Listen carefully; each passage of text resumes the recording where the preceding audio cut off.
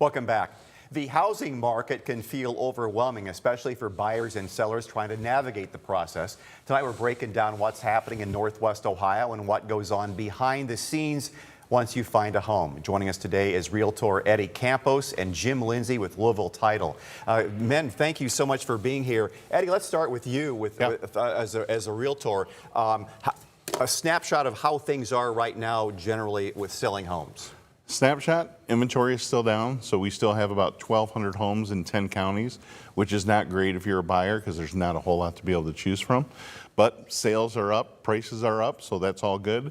One thing sellers should be concerned about, or at least be aware of when they're going to put their house on the market and make sure that they've, have the proper expectations, is that days on market is now around 79 days. Really? Yeah. So we're starting to see a little bit of a slowdown when you're talking about a home that's going to be selling. However, with the inventory still low, we're still seeing positive attention to homes. It just might take a little bit longer. Just a lot of people that have that 2.5% to 3% interest rate, and they're going to sit on it for as long as they can. Yeah, absolutely. They want to be able to enjoy that as long as possible. Those people aren't really jumping off the fence very quickly. So people are staying in their homes longer. They're staying in their homes about 10 years on average now.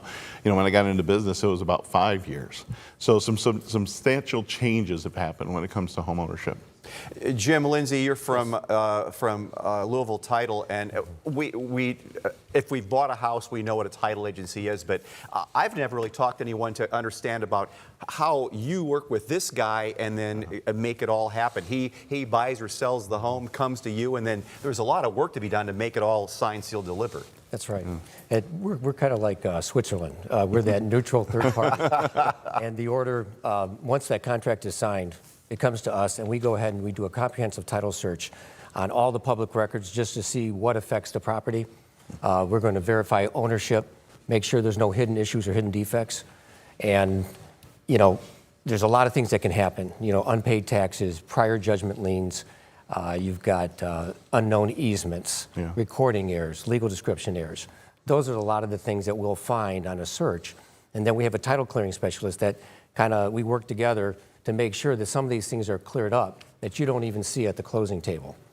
Okay, and I've got a couple of files, and I won't, from a time standpoint, I don't know if you have it, but there are situations that, they happen every day. I have a couple of them on my desk of title issues that would surprise you, but that's what we see every day, and those are the things that we, if I have time, I'll just tell you one. Okay? Sure.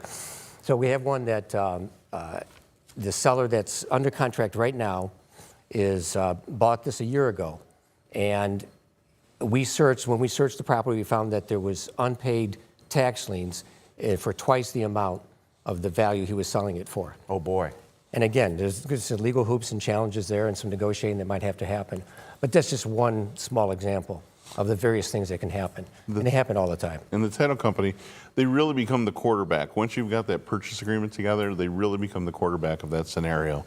So I will tell you that they probably see them every day. In a traditional career of a salesperson, I've had maybe 4 significant issues that have happened. Most important thing is time. So today, realtors if they're responding to a buyer, we're acting like firefighters. We got to get out there right away to make sure if it's a great home that we can get in quickly, make sure that we get our offer in so that if there's a multiple offer situation, we make it in under that wire. Title's the same way. The sooner we know what's going on with that process, the better, because sometimes these things can take forever. As you can imagine, it's not a quick answer when you call the IRS. So when you're trying to get a solution put together, time is of the essence with them. And fortunately, when you're dealing with a reputable title company, they also have solutions for you to be able to help get through those problems. Well, the lender's also going to be involved with this. Yes. So it's almost three different agencies that you're dealing with. And that's really our other role, is that we have to manage the closing process. So we work with the lenders, we coordinate the closing, and really it's our job to make sure that the funds and the documentation is handled securely.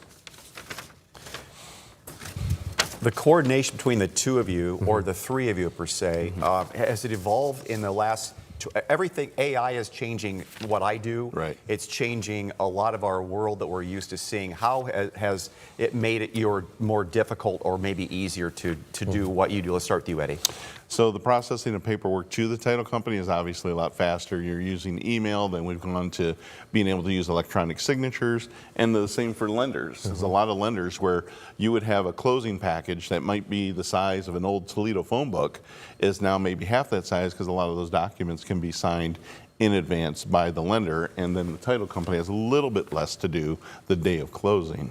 Is it easier to find records and things like that with the online capabilities? And Certainly. Yeah. I mean, that certainly has helped the industry, and it's going to continue to change.